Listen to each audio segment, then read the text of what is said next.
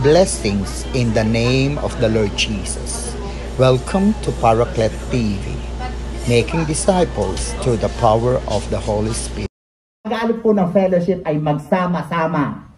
Sa Griego pong salita, ang tawag po dyan ay koinonia. So yun po yung una, fellowship means commonality. Ang ikalawa, fellowship or koinonia means communication.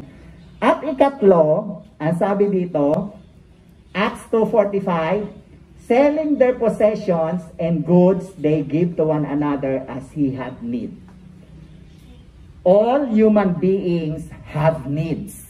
May mga social needs, mayroong political needs, all types of needs. Lalo na we are in the spiritual world or we have our spiritual needs. But of course, because we are traveling as a sojourner, ang sabi ng Bible, manlalakbay tayo sa lupa, so meron tayong pangailangan panlupa. We have to meet our material needs, we have to meet our economic needs. May mga tao na kahit sila'y nasa fellowship, hindi sapat yung kanilang tinatangkilik. May mga tao naman, sobra ang tinatangkilik. Iyan ay totoo noong panahon ni Jesus at noong panahon na lumantipan at totoo rin yan sa panahon natin. We fellowship for the contribution. So, fellowship is contribution. Ibig sabihin, we contribute what we have. Yung pagbibigay ng talento, pagbibigay ng time, quality time, pagbibigay din ng material na bagay ay bahagi ng fellowship. No? Sa Bible po, kapag pinag-uusapan ang blessing, blessing starts of course with God, but His blessings dependent upon how we give. It is better to give than to receive. Because the amount of money or the things that we have in our hands and its weight of our giving will be the basis of God's own giving to us. Kung gaano kabuka yung ating mga kamay sa pagbibigay, ganyan din higit pa yung babalik sa atin. Tandaan niyo, kapag tayo nagbibigay, binubuka natin ang ating kamay. Bakit? Para tumanggap tayong pabalik sa Diyos. At wala na makakatalong sa Diyos sa paraan ng pagbibigay. Because all the things that we have, that we see in the world ay galing sa Diyos. Lumabas tayo sa sinapupunan ng nanay at tatay, wala tayong dala. Tayo lang. Sa salitangang kanto, hubot-hubad tayong lumabas. At ang sabi ng Bible, babalik din tayo sa Diyos. Ganon din. Hindi natin madadala yung ating paboritong sapatos, hindi natin madadala yung ating cellphone, hindi natin madadala kung ano man ang meron tayo. Napakahalaga po niyan dahil ang contribution po, madalas, kapag pinag-uusapan yan, negatibo ang dating yan. Pero sa Bible, iniuutos yan. This is not suggested, but it is commanded. Sabi nga, you cannot give without loving, but you can't love without giving. Kung mahal natin ang Diyos, siya yung unang nagbigay. Siya ang ating modelo sa pagbibigay. Tingnan natin kung paano nagbigay ang Diyos. Noong likhain niya ang buong sanlibutan, bago niya ginawa ang tao, nagbigay na siya. Lahat ng kailangan ng tao, ibinigay ng Diyos. Kailangan natin ng araw para tayo mainitan. Ginawa niya yan. Kailangan natin ng langit para makita natin na may langit pala. Ginawa niya nung unang araw. Kailangan natin ng puno, kailangan natin ng tubig, gumawa ang Diyos ng karagatan, pinaghiwalay niya ang lupa at karagatan. Kailangan nyo ng magagandang damit, ang mga puno magbibigay ng damit. Kailangan nyo ng mga pagkain, gumawa din ang Diyos ng mga hayop, gumawa ang Diyos ng isda. Nang makita na ng Diyos na binigay niya na yung lahat-lahat, huli niyang ginawa ang tao.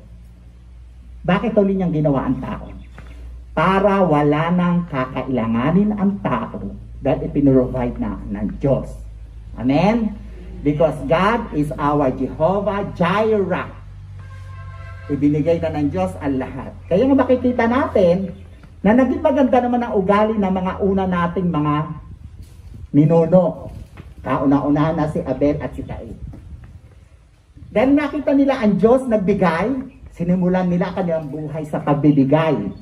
Bagamat alam natin ang kasaysayan, tinanggap ng Diyos yung bigay ni Abel, hindi tinanggap ng Diyos yung bigay ni Cain.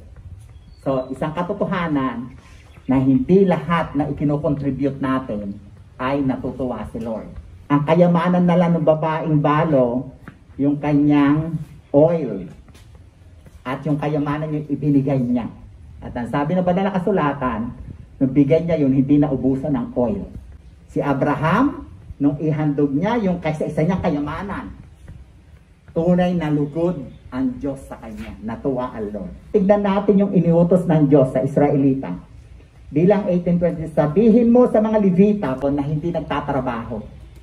Sila po, sa kanila nanggagaling yung mga pari, yung mga saserdote. So yung 11 tribo, ito po yung sinabi.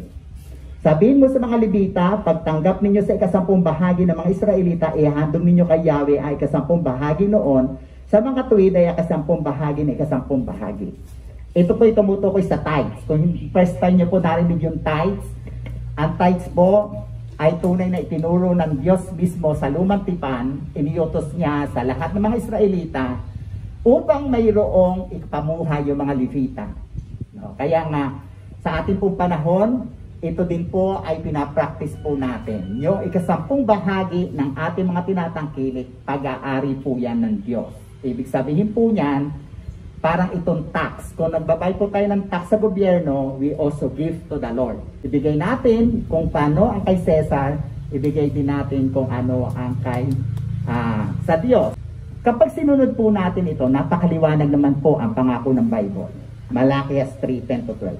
Dalhin ninyo ng buong buo ang inyong mga eksampong bahagi sa tahanan ng Diyos upang matugunan ang pangailangan sa aking tahanan.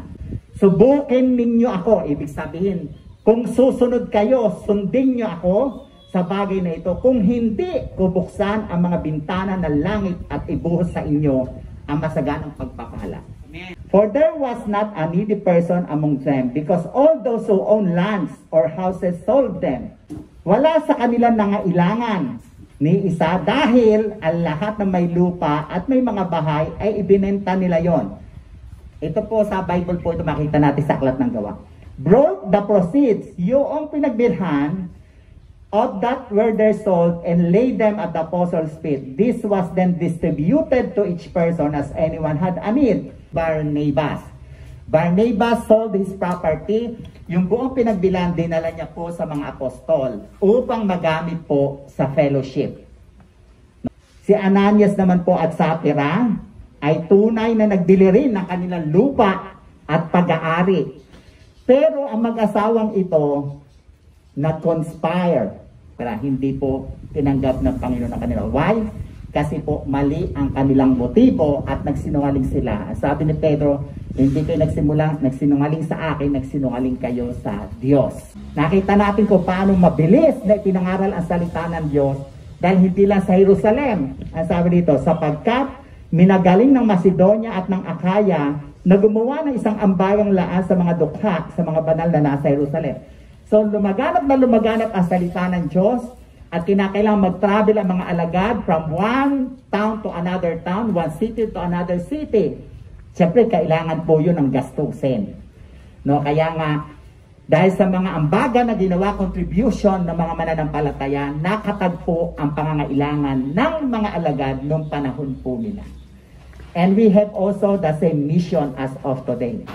Share Jesus. Subscribe, share Paraclet TV. Go, go, go.